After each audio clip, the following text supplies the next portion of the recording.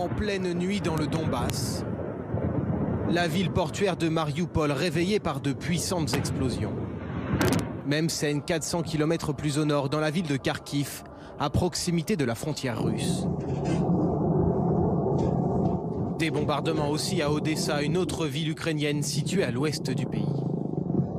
Quelques minutes plus tôt, il est à peine 6 h du matin en Russie.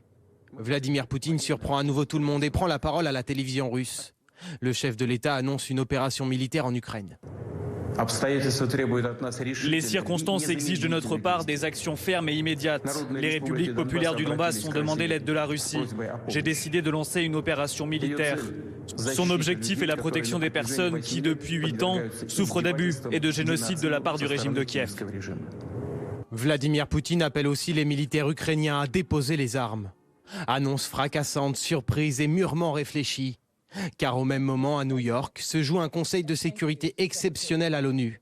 L'ambassadeur ukrainien s'en prend directement à son homologue russe et lui demande d'arrêter la guerre. Le président russe a déclaré la guerre. Vous voulez que je vous montre la vidéo? Monsieur l'ambassadeur, vous voulez que je le fasse? Maintenant, est-ce que je devrais le faire? Ne m'interrompez pas, s'il vous plaît.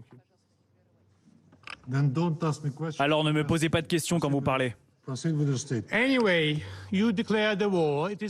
de toute façon, vous avez déclaré la guerre. Il est de la responsabilité de cet organe de mettre un terme à cette guerre.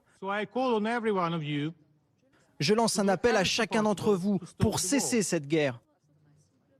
L'ambassadeur de France à l'ONU a lui aussi condamné cette décision et dénoncé le mépris de la Russie à l'égard des Nations Unies. La Russie doit en être comptable devant le Conseil de sécurité. C'est pourquoi la France se joindra à ses partenaires au sein de ce Conseil pour préparer dans les prochaines heures une résolution condamnant la guerre conduite par la Russie. Dans un communiqué, Joe Biden dénonce une attaque injustifiée. La Maison-Blanche annonce que le président américain a échangé il y a quelques minutes avec son homologue ukrainien, Volodymyr Zelensky.